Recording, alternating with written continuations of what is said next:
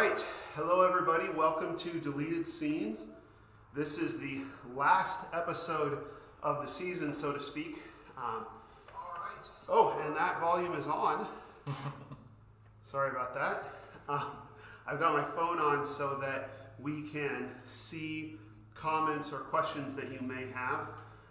So you can pepper Jack with just the hardest questions you can come up with, and I'll give all the hard ones to him.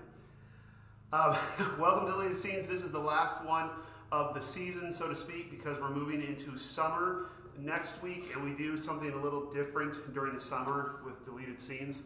Plus, now that Jack is here, as I told you last week, I'm hoping to turn this into more of a two-man show, which will change things a bit. So, he is here to join us for the last one. Welcome, Jack. Thank you. I'm glad to be here. This is exciting. Yeah. First live stream that we've been on, so. So, Jack, if you missed last night or yesterday morning at church or this morning in morning prayers, Jack is our new associate minister. This is his first day, and so we're super excited to have him on board. So, welcome. And we are here in the foyer. We decided we needed more space for the two of us, and you'll notice we're leaning out to try and keep that 6 foot thing. Now, we're in the foyer, and we realized as we were about to record that there's some ambient noise from the doors. So if you hear traffic, that's why. If not, then forget I said anything. Not an issue. Today, we are finishing our series on Exile. And what we've been doing is each Sunday, we have looked at a different story of God's people in exile. But there are so many stories of God's people in exile that I could only use like a third of the stories in the list that I made. So we are covering some of those other stories during Deleted Scenes. So this isn't so much Deleted Scenes as it is whole deleted episodes. And so what we're going to do for our last one, we talked yesterday about the exile that the disciples experienced and how God used that time to prepare them and to equip them and how they prepared for the event that happened at Pentecost. And the interesting thing about when we look at Pentecost is a great moment. It's an exciting moment. It's a big victorious moment. So we look forward to times like Pentecost when they arrive because they're big and victorious. But the truth is that in that sense, Pentecost is a very unique period. Especially when we're talking about exile. We've been looking at a lot of moments that were less exciting and victorious, and yet God still moved. And so today we're going to look at another instance in the New Testament of a person in exile and how God used that and how that person lived within the exile. And the exile that we're going to talk about is the exile of the Apostle Paul, who was exiled in Prison, yes. Prison. Glad you didn't answer that. Yeah. I haven't told him really at all how he's going to participate in this, so I'm just going to hand it over to him at times. Also, he's going to be kind of watching my phone for questions. Feel free to ask questions as they come up if you would like to, and we will field them. Also, his phone is where he has his Bible, so if he pulls that up, he's not texting. He's pulling up Bible verses. So Paul was a preacher, an apostle, and he spent some considerable time in prison. We're not sure exactly how much. We're not even really sure how many times he was in prison. A lot of times we assume that when we're reading a letter, I always assumed for a long time that there was just one real big imprisonment, that he went to Rome and he was in prison in Rome until he got killed. And that is not how it happened. There are at least two, possibly three different imprisonments that Paul experienced, and which is mainly I discovered reading, this is N.T. Wright's biography of Paul, excellent biography. And one of the things that you discover reading a biography of Paul, it's always interesting to read a biography of a biblical character, is that there is disagreement on how much time Paul spent in prison.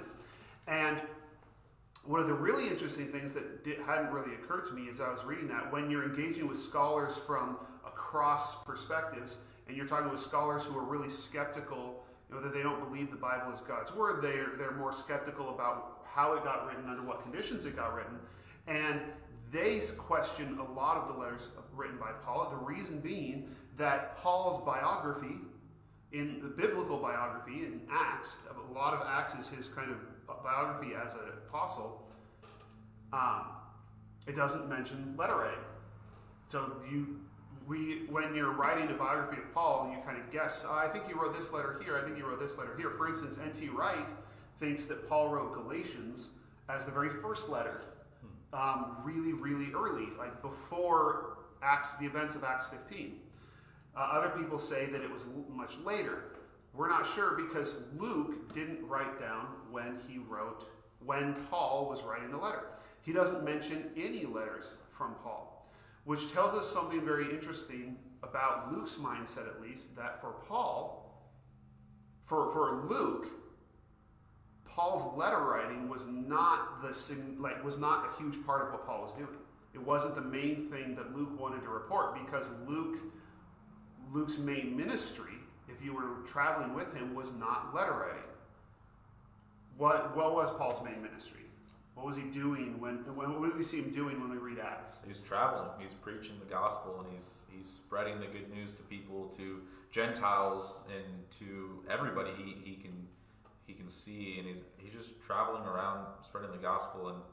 And a large part of that. He was writing letters, but if you receive a letter nowadays, you're going to read the letter like, oh, that's addressed to me. No one really is going to know about that later on in life. So why would they be concerned with his letter writing at that time? They'd be more concerned about what he's doing, when he's traveling, what he's preaching, and who he's spreading the gospel to. So, it makes complete sense to me as to why they wouldn't focus on his letter writing in that time. So, yeah, Paul's traveling around planting churches. He's evangelizing. He's having big confrontations with leaders in the various cities. And Paul was first and foremost an evangelist and a church planter. Mm-hmm. And so it makes sense that Luke would write his biography, would write his story in Acts as the story of a church planter, and doesn't really mention the letters, which is interesting to us because, looking back, most of the churches that he planted, or not most, but a lot of the churches that he planted don't exist anymore.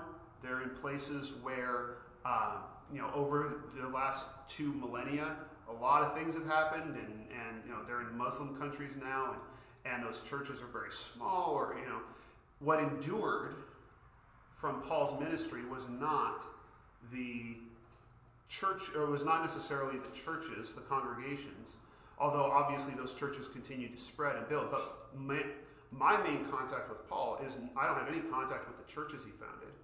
I don't know if you've had any contact with him lately. No. But we have his writings in the New Testament. He wrote the majority of the New Testament, one man. And that's his enduring legacy. And I think it's interesting for us to note that, because Paul probably would not have considered himself a letter writer. But that's what we think of him as. We think of him as a theologian, as a letter writer, and that's what's lasted. And a lot of those he wrote in prison. Now, again, this is where there's some dispute or some disagreement about how many of his letters were written in prison. So Ephesians, or let's do them in order. Ephesians, Philippians, Colossians, Philemon, the pastoral letters, 1st, 2nd Timothy, and Titus. People will argue about that. I believe N.T. Wright thinks that 2nd Corinthians was written in prison, or that it was written right after he got out of prison. But the fact is that Paul spent a lot of time in jail and wrote letters from prison. Which I think for us, we should recognize there's a cultural difference in the significance of being a prisoner now versus then. We have a lot of stories of virtuous prisoners, people who are in jail for a good reason, and we tend to look up to them. Like Martin Luther King Jr., he wrote the letter from a Birmingham jail. Nelson Mandela. The fact that someone goes to prison, if it's for a reason that we believe in, we don't consider that shameful. But as you read the letters of Paul, you'll find that was culturally shameful at the time, and that there were churches who were ashamed of Paul because he was in prison. If you're in prison, you must be a criminal, you must be wrong. And the God of the universe must not be on your side. So there's definitely there's a strong sense of exile in Paul's prison time, and especially when you read. I just thought of this, which is why I didn't have it ready. When you read, just it's kind of heartbreaking. The end of 2 Timothy. He says in chapter 3, verse 16, "At my first defense, no one came to my support, but everyone deserted me. May it not be held against them. But the Lord stood at my side and gave me strength, so that through me the message might be fully proclaimed, and all the Gentiles might hear it." So you can feel his sense of exile, that he's been abandoned, and he is definitely. It's a very powerful moment of exile, and it's interesting how Paul approaches that exile. We were talking about this just before we recorded, about how Paul seems to approach that in his attitude. And what would you say about Paul's attitude in exile? Yeah, I mean, just reading Ephesians and what he says in chapter 6, when he's talking about the armor of God, he's writing this from prison. And he says, "For we are not fighting against flesh and blood enemies, but against evil rulers and authorities of the unseen world." I mean, he's not even saying that the people that imprison him are his enemies. He's saying that the devil and what he stands for, that's the enemy. So we need to be putting on the armor of God, the spiritual armor, to protect ourselves and to best spread the gospel. Because then later in the chapter, he talks about, I'm in prison, but what I want to do is spread the gospel still. I just hope that that's my attitude going forward, that I want to spread the gospel because that's my main goal. And being in prison doesn't really affect that goal at all. So, I mean, just what an attitude to have amidst the worst of times. I look up to that. And so that's amazing to me. Yeah, I think that sets an example for us in looking at in times of exile. Paul says in Philippians chapter 1, verse 12, he says, "Now I want you to know, brothers and sisters, that what has happened to me has actually served to advance the gospel. As a result, it has become clear throughout the whole palace guard and to everyone else that I am in chains for Christ. And because of my chains, most of the brothers and sisters have become confident in the Lord and dare all the more to proclaim the gospel without fear."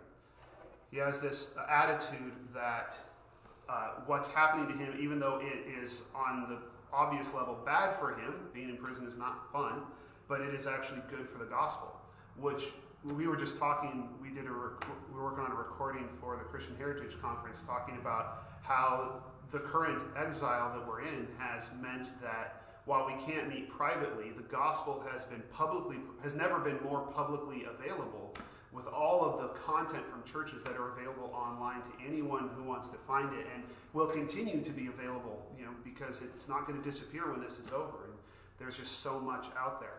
Now, I'm glad you brought up Ephesians chapter 6, because someone pointed this out to me, and it blew my mind. It's a theory, but it kind of blew my mind. So, what's the biggest thing that Paul talks about in Ephesians chapter 6? Talks about the armor of God. The armor of God, yes, which is a metaphor, right, that he's using to describe how we do spiritual battle. Yeah. Why do you think he chose that as a metaphor? I'm just thinking, if he was sitting in prison or house arrest, looking around, he's going to see the guards and what they're wearing and things like that. Yeah. So somebody pointed that out, and it just blew my mind, that he's probably looking over at the Roman guard that he is chained to and saying, "All right, what do you got on? You got a helmet? Okay, we got a helmet and breastplate and the sandals, okay, belt." Like he's it just seems kind of obvious when you think about it why that might be in his mind. In which case he's using this person who's there to imprison him as a vehicle to proclaim the gospel. So, on the one hand, Paul gives us an example of an attitude that we can bring to exile. But I think it's also interesting to look at the fact that what really endures from Paul's ministry is not the thing he was comfortable with, or even the thing he did in his comfortable place. Right? We have nothing of his private worship services. We have nothing of him, nothing of him leading a church during worship. we have no idea what that looked like. I kind of wish I had his pastoral notebooks and some bulletins from the churches he was leading at the time, but we don't. What we have is the letters that he wrote, and many of them in jail. And so Paul's, what's left behind, what's really impactful and has been so impactful throughout history is the stuff that happened in exile in ways that that were outside of his comfort zone. I think it's interesting, and he's very aware of this. In Ephesians chapter 3, he says that he is a prisoner of Christ Jesus. So his mentality seems to be that it's because Jesus wants him to be imprisoned, wants him to be in exile, that he is there. And he says it's for the sake of you Gentiles. So he's in prison for Jesus, for the sake of Gentiles, in the midst of writing a letter that is the most articulate and impactful description of how the gospel is for Gentiles and is for all kinds of people. And so on the one hand, he is in prison because he has been proclaiming the gospel that the Gentiles can become Christians. That was controversial to Jews, and it was also controversial to Gentiles because becoming a Jew, the line between Jew and Gentile was legally significant. You had certain rights and responsibilities if you were a Jew and certain rights and responsibilities if you were a Gentile. And the idea of Gentiles becoming Jews was controversial, especially if the Jews didn't like what they stood for. So he's in prison because he has been preaching the gospel to the Gentiles. But there's also a sense that you could read it in this way, that he's in prison as an occasion to write a letter that is for the Gentiles and will ultimately have just this massive impact on the way we preach the gospel to people throughout history. And it continually drives Christians to seek out whoever we would consider to be the Gentiles in our own time, the people that we would normally think are excluded from the gospel. Yeah. And so this makes me think of what we're doing, the time that we're in right now, because we feel displaced because we're not doing the things that we're most comfortable with. We're not doing the ministry in our comfort zone, the things that got us into ministry. I don't think Paul went on the road to become a letter writer. And I didn't get into ministry to be an internet broadcaster. This is probably not what you got your degree in. No, I wasn't really prepared for everything that's happening right now, but yeah, so be it, I guess. But it's entirely possible that the things we're doing now, whether it's content that we're providing now or the relationships that we're building with each other now, that could have the biggest impact. It's possible that God has been, that this isn't just a time that we have to survive, but in some ways it will be some of the most important time that we spend in ministry, in building our families, in building relationships. We don't know exactly what God is doing with it, but Paul's mentality is that I'm in this place because of Jesus and to do his ministry. And God uses that in profound ways that I don't know that Paul really expected. Mm-hmm. I've been in discussions with people who disagree with me very strongly on this, but I don't see any reason to assume that Paul knew the letters he was writing were going to end up being scripture for the church for the rest of its, for the rest of time. That because he wrote a lot of letters. I kind of like to read some of his duds, the ones that didn't make it. The deleted scenes of Paul. There you go. Yeah. Yes. I would kind of like to see those, but some of them were inspired with scripture, and I doubt that Paul saw that coming, especially at the beginning of his ministry. So I hope that gives us some shape for our own times of exile and some encouragement that we don't know what we're doing during this time that will live on and will have the most impact. But our impact for the kingdom does not connect directly with our comfort level in the ministry that we're at. Some of our best ministry happens when we're the most uncomfortable, like when we get thrown into a live broadcast with no preparation. No warning. Yeah. How long ago did we start working on this? Half an hour? Yeah, half an hour ago. Well, I was sent out to kind of figure out where we're going to film it at, so I wasn't even part of the planning process for what we're talking about. But yeah, so so we have all the time in the world. I wanted to throw this open. If you guys have any questions, you can ask questions to either of us about the subject that we've been talking about. You could ask questions of Jack just in general if you want to know more about him, or if you want to try and stump him. You're more than welcome to try and stump him with difficult questions. You can just type them right in there, and we'll be able to respond to them. While we're waiting just to see if you guys come up with anything, Jack, why don't you tell us just a little bit about your background, what got you into ministry, and just your pathway here to Turner Christian Church? Yeah. I mean, just to keep it brief, I mean, I grew up in the church, but I wasn't somebody that necessarily took my faith very seriously early on. It was kind of a longer road, longer process to me realizing how important Jesus is in my life, or just for someone in their life in general. And so that wasn't until my senior year, and just after my senior year of high school. And so going to Boise Bible College was very late in the game. It was a few weeks before school would actually start, and I was going to go to the University of Oregon, become a teacher and coach basketball in a high school, which is an amazing profession just as much as preaching, being a minister. But just through some different circumstances in terms of a mission trip to Mexico and summer camp that year, and just being impacted by a lot of great ministers in my life, including Wayne Rowe and Cody Cade and people like that, I just realized that's what I want to do. I want to be available for God to use me in whatever ways He wants to use me, whether that's impacting other people, whether that's just spreading the gospel to a community like Turner, whatever it was. And so I kind of went into BBC I have no idea what I'm going to be doing, but I'm ready for whatever you want to use me for, God. And I just went through those 4 years at BBC, and the calling at Turner kind of came about. I mean, I'm thankful that I camp repped, because I would have met Matt I don't think I would have ever met him, maybe at OCC one year or something like that, but definitely not before then. And I guess I made an impression on him and Casey because I received a message from them.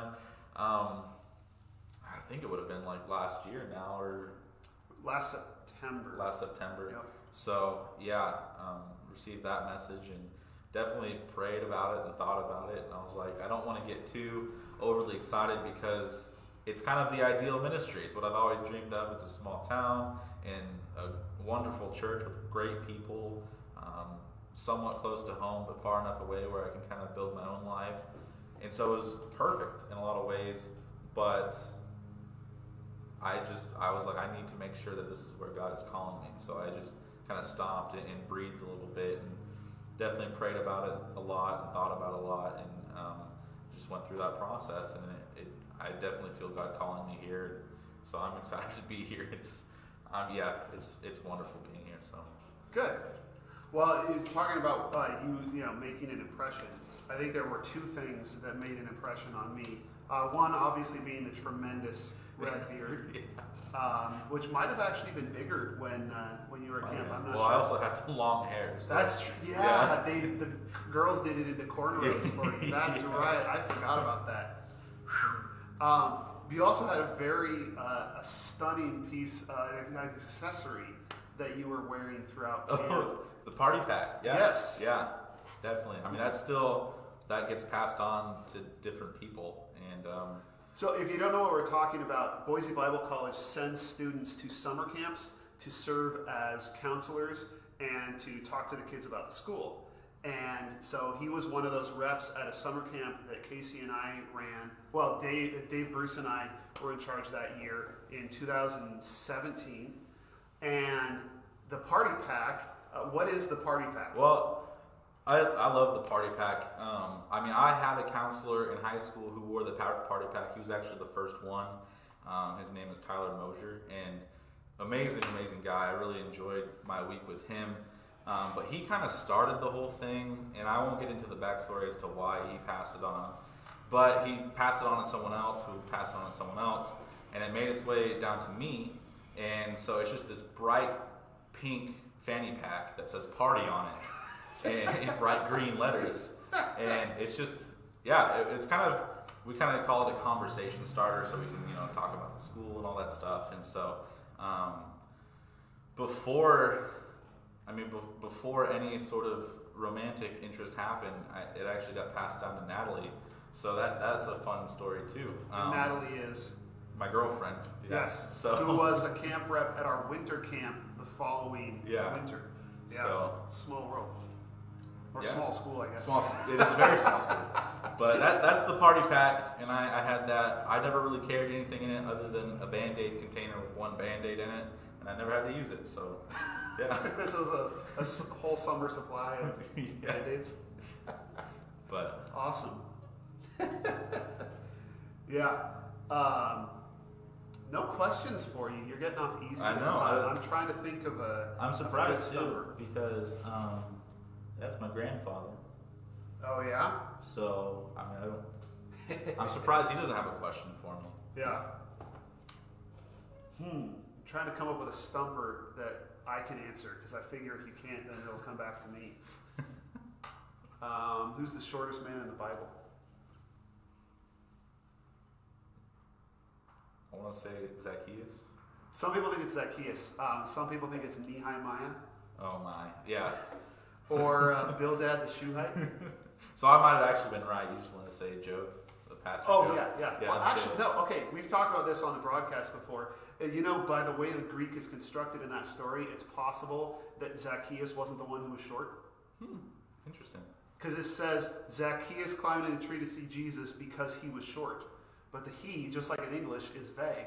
There's two male subjects in the sentence. So Jesus could be short. It could have been because Jesus was short. And I've said that to people, and they just refuse to believe that Jesus was short. Like there's something about picturing Jesus as short that they just will not accept. Okay, Shiloh Rupp has a question. Where did you grow up? I grew up, I'd say Lane County, because I moved around a lot in that area, but mainly Marcola, Oregon, which is a small town about 20 minutes northeast of Springfield, which is right next to Eugene, if you don't know where Springfield is. But that's kind of where I grew up. I was born in Springfield, went to high school in Springfield, so kind of that whole area. So yeah, that's home, and it's only an hour south, so that's kind of nice being able to go home, on a Saturday or whatever. So yeah, that's where I grew up. Cool. Oregonian, born and raised. I love Oregon, so yeah. We also have a question regarding your relationship with Natalie. Out of compassion, I'm going to not ask those kind of questions. Sure. I'd hate to put you on the spot in the live broadcast. So thank you for your question, Heather. You are welcome to ask him in person about any of that when it's not being publicly recorded. Oh, okay. Yeah. It's nothing untoward. It's just, his and Natalie's business. They're figuring things out. So let's see. What other questions? Do you have any questions for me? Well, I'm trying to think of a question for you.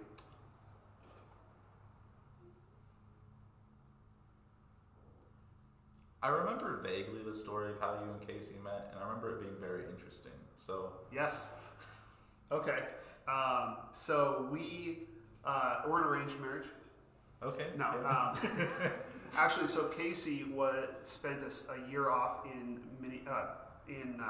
Missoula, and she was a waitress at Mackenzie River Pizza Company, and she served my parents dinner. And through the course of the conversation, my dad concluded that she would be good daughter-in-law material, and so he brought home her email account for me. And I was very hesitant because I didn't want to encourage that kind of behavior in my dad.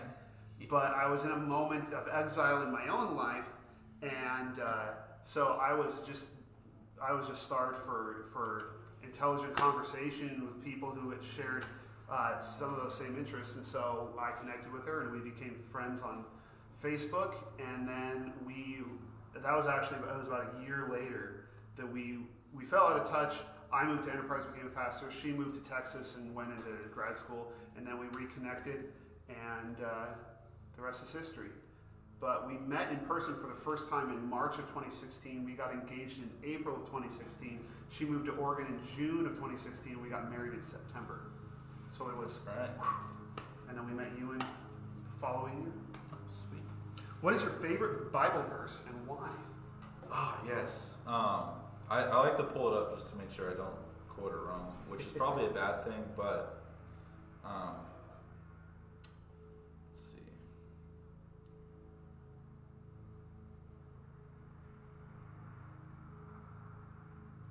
I really like Joshua 24:15. I also like the image of what's happening there, is where he's preaching to thousands of people. But it says, "But if you refuse to serve the Lord, then choose today whom you will serve.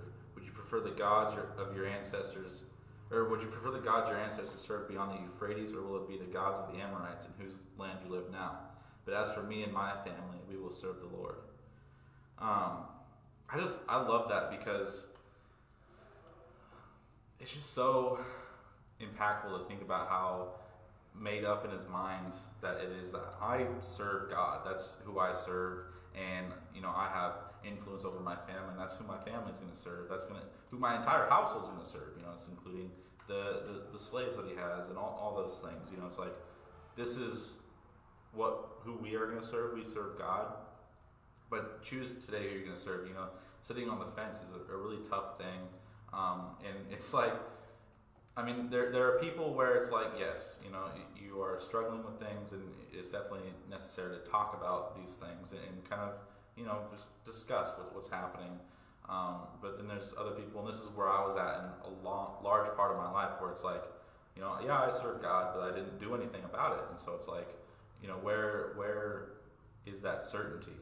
And I just think, right here where Josh was preaching, it's like, yeah, he knows, and so I want to be someone that's known as like that he knows who he's serving, and we feel that and we know that, and people that don't even aren't Christians, they would know that too. It's like, wow, that guy, he loves God, whatever that means, but we know it. So yeah, that's why I like that verse. Very cool. Yeah. Extra special bonus points for you playing at home if you can name the deadly sin that Jack's favorite verse, what he's talking about, with how we, when sometimes we know everything we need to know and we need to make a decision. Mm-hmm. What deadly sin does that connect with from the series we did on the deadly sins? You can just put that in the comments if you get it. What is your favorite thing about working with teenagers, Jack? My favorite thing? Oh my gosh, there's so many things. What pops into my head, and this is going to sound kind of sappy, is the small group that I worked with back in Idaho at Canyon Springs.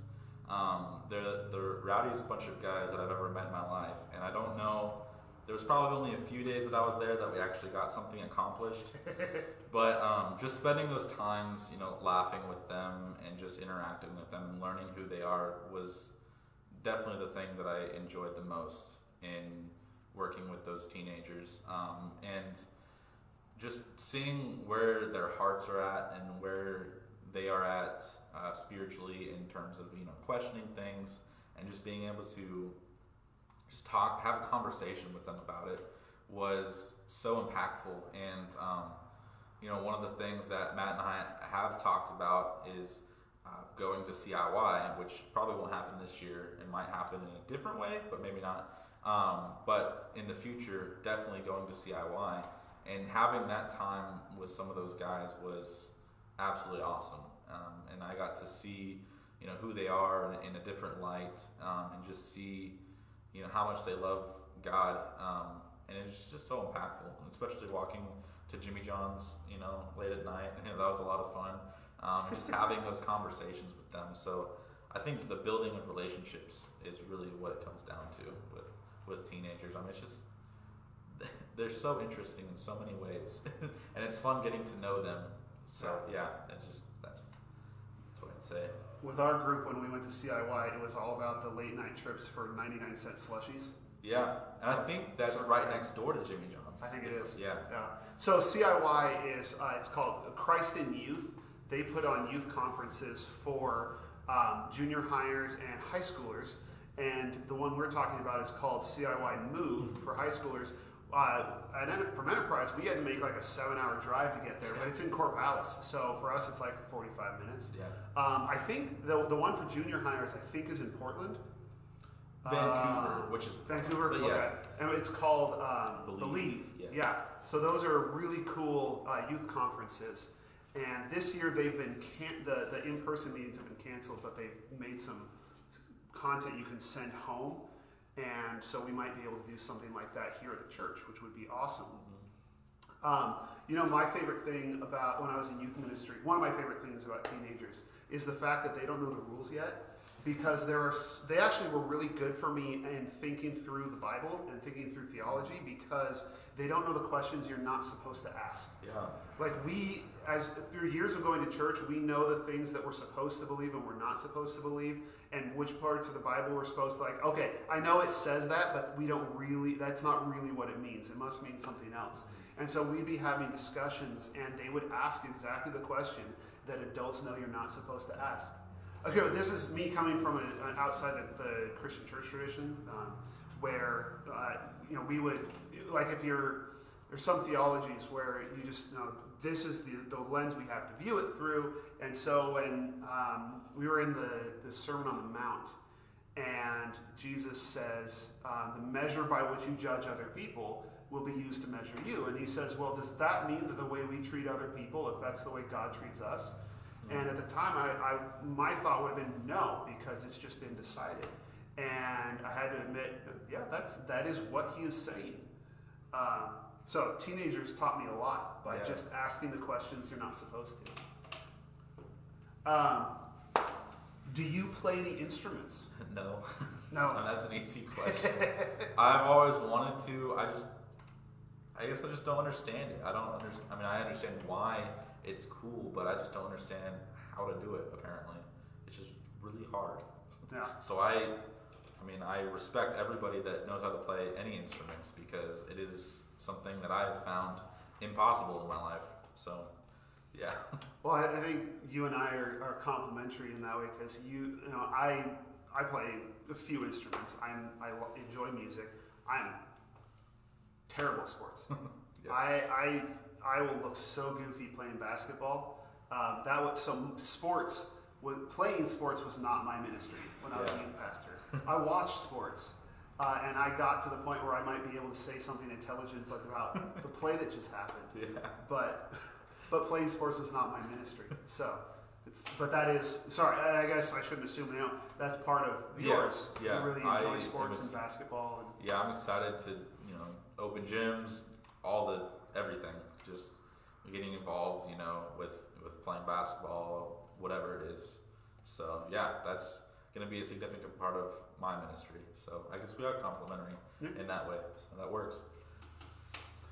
Awesome. Well, unless somebody throws in a question in the next 30 seconds, which you're more than welcome to, I think we will start to wrap it up.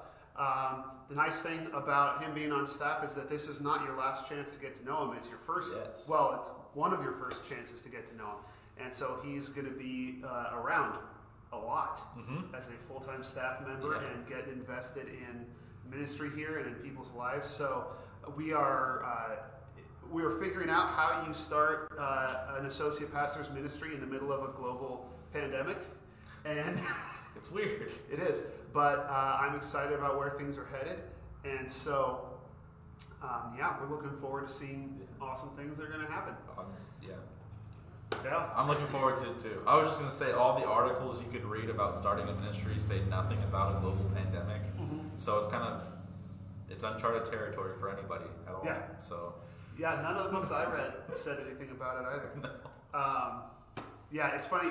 So I think Jack and I are both really excited about all of this. I think the conversation where I told him that he had been, that we'd had the vote and the vote went yes. I don't think I've ever been in a conversation where two people said the word excited more times while trying to play it cool. Yeah. I was driving back to Boise on that trip too, and I'm just sitting there saying excited over and over and over again. And I realized I'm saying excited over and over and over again. I bet I sound like one of the least intelligent people in the world right now, and I was saying it back. So anyway, all right. So needless to say, then we are excited about doing ministry with you guys going forward as a team, and so watch for more shenanigans and tomfoolery and some more good things to come. Thank you so much for watching, and we will see you tomorrow morning for morning prayer. Stay healthy, stay hopeful, go in peace to love and serve the Lord.